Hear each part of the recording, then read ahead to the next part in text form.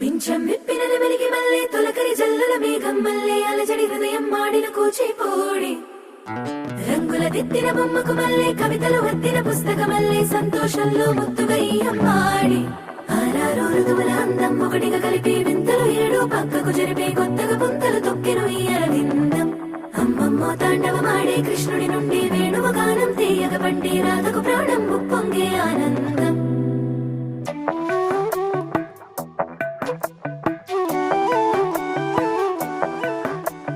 మధురము కదా ప్రతొక నడక నీతో కలిసేలా తరగని కథ మనదే కనుక మనసు మురిసినిలా ఒసురే